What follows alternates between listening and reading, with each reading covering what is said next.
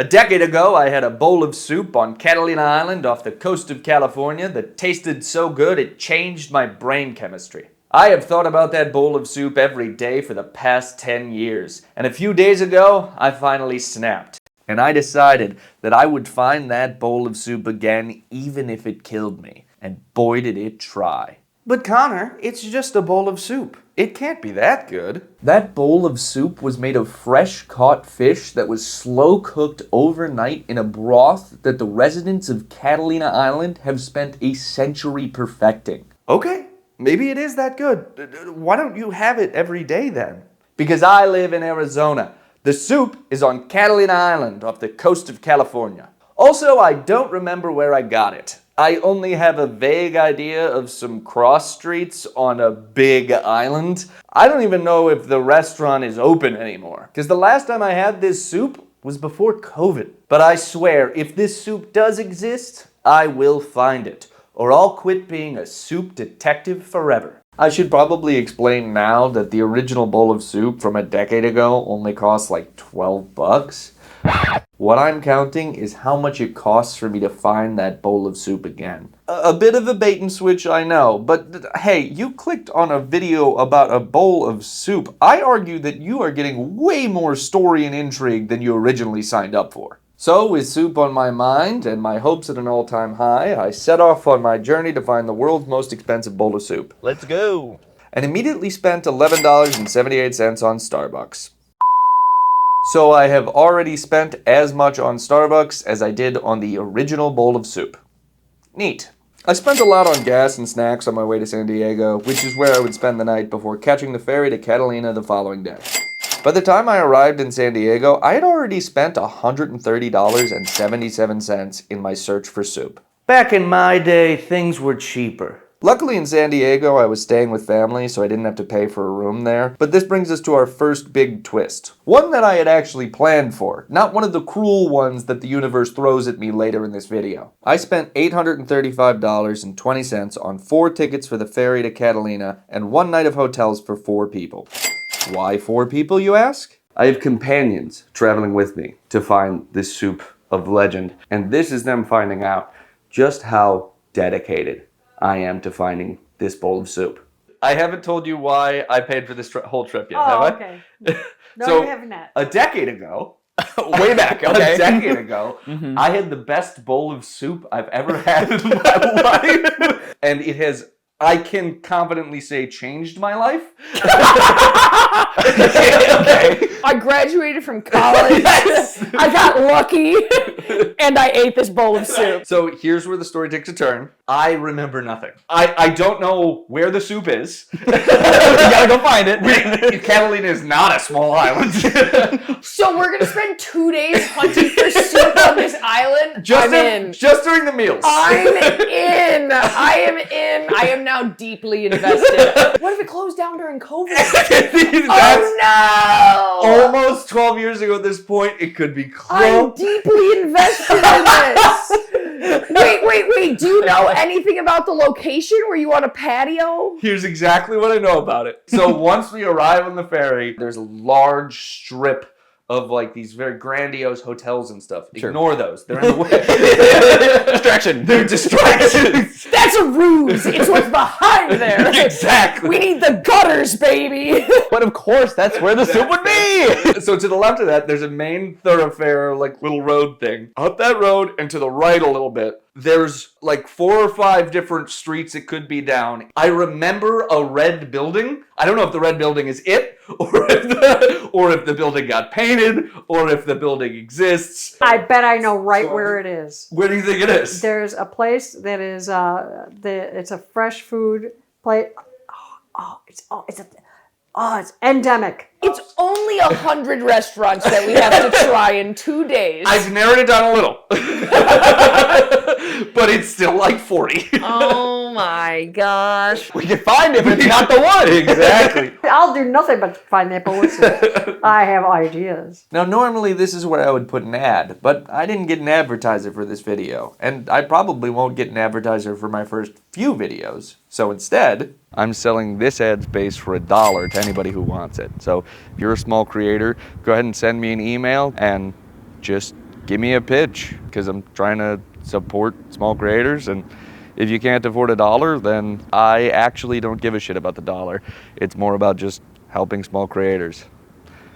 Voice over and make that better. So finally, it was the day, a decade in the making. Today we leave for Catalina Island to officially begin the hunt for soup. A lot was going through my mind. Will we be able to find the restaurant? Will the restaurant even be open? Will my family still love me if we don't find this soup? Only one way to find out. We set off. Here's a critical piece of information. When we leave California, we dip out of cell service for a little bit until we reach Catalina Island cell towers. It was during this dead zone that I had the biggest realization of the case so far. I know it's a Mexican restaurant. And I have a vague idea of the cross streets where it might be. Why don't I just Google Mexican restaurants in that area? I know. How did I not Google this before? Because I'm dumb. At this point, it's a character trait. So I'm refreshing my phone every second until we get into cell range. The instant we do, I check Google Maps. And it pops up instantly. Mi Casita. I remember this booth. I remember this soup. I remember this strawberry fucking margarita. Wait, is that actually the strawberry margarita I got that day a decade ago? Because it looks identical. That'd be really creepy. Oh, fuck, they're closed. The restaurant I had come all this way for was temporarily closed.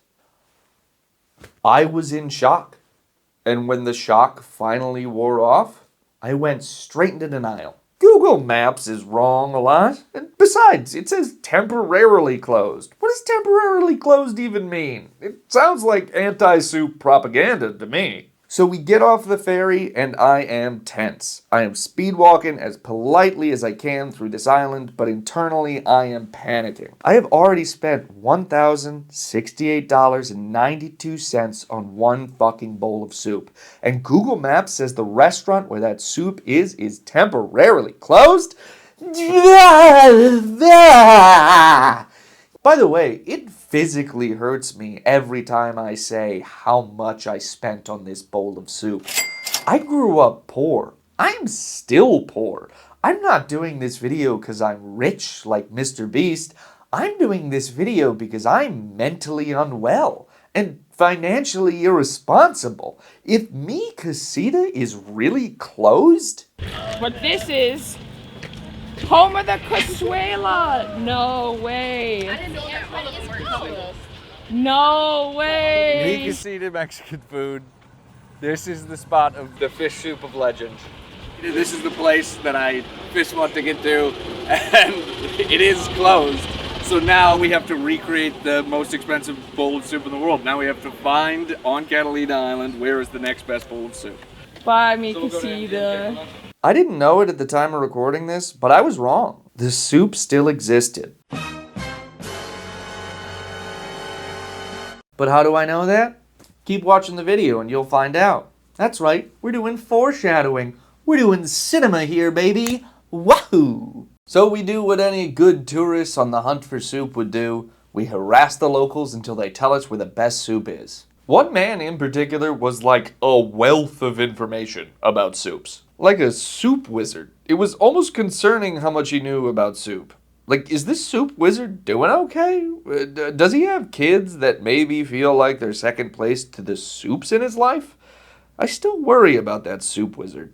Anyways, I didn't record the conversation that I had with the soup wizard because I'm not going to go around recording people, especially not wizard people. So instead, I'll tell you about the conversation we had while you look at pictures of Catalina Island. Whether I get this soup or not, this place is fucking paradise. So the soup wizard says we gotta go to the lobster trap. Apparently the lobster trap was the destination for soup on Catalina Island. He mentioned a few other places too, but this was his #1 soup lead.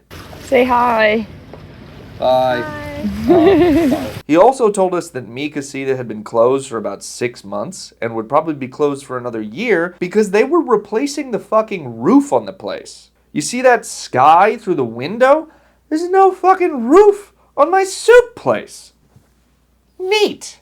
Anyways, we go to the lobster trap and we are hyped. A soup wizard gave us a quest to go here. It's our first soup on Catalina Island. We're all starving. It's perfect. We tell the server about our journey, and he's stoked too. Finally, we get the soup from the lobster trap, and it is not it. You can see it in this video. I'm trying to keep my hopes up and give it a few chances, but it is definitely not the soup I have dreamed about for the past decade. It was a fine soup, don't get me wrong, but it didn't affect me in the way the previous bowl of soup did. It didn't bring tears to my eyes, it didn't change my brain chemistry or my life, and it was in red sauce instead of the white sauce that magic soup is always in. So it was definitively not worth the title, the world's most expensive bowl of soup. I slowly break it to my family that this is not the soup. It's damn good, but I don't think it's it. I pay the tab and lose another $192.94. Back in my day, things were cheaper, bringing the total to $1,261.86. And the server even wrote me this nice little note. But the silver lining that came out of this soup-tastrophe was the soup leads.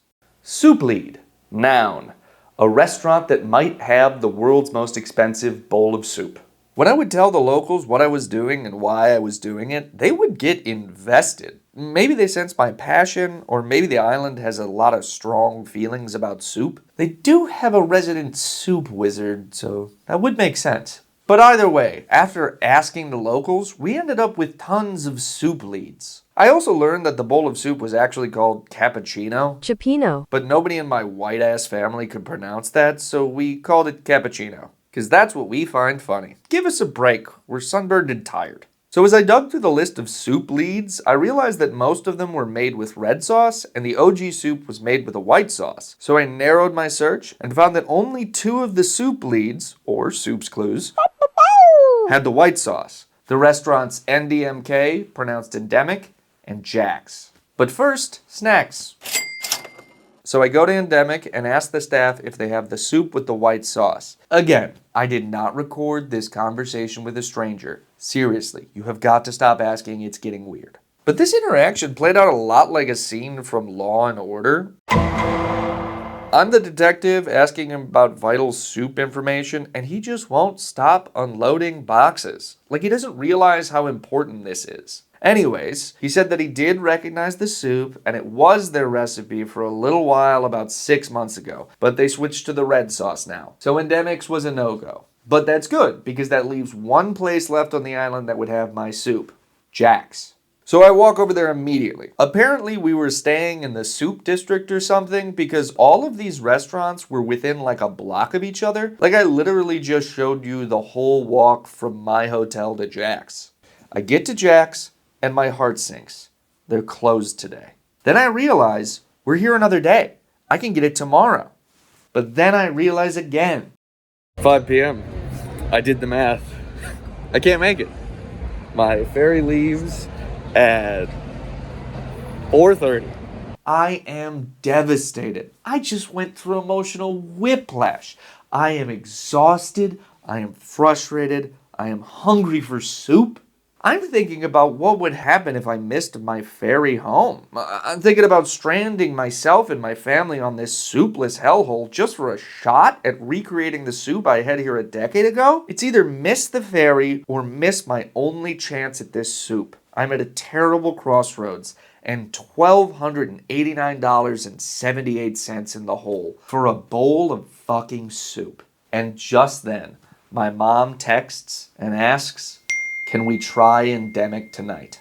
At this point, my mom had actually mentioned Endemic a few times. Endemic is the name of it, and it's NDMC or something like that. And you pronounce it endemic, and I bet it's there because it's fresh from the sea. She mentioned it again on the ferry, and then when we passed it on the way to our hotel. Honestly, this whole trip, she has been raving about this place, saying they have super fresh ingredients or whatever. I'm so defeated at this point, I could not pay attention. I'm sorry, Mom. I should have listened to you sooner. So Endemic had the cappuccino with the red sauce, but I ordered it anyways. I had no hope at this point that this soup was worth $1,289.78. I was beginning to think that no soup would be worth it.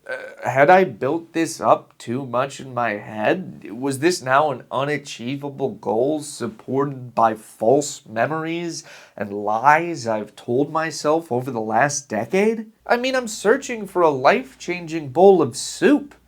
A bowl of fucking soup? That can't be a real thing, right?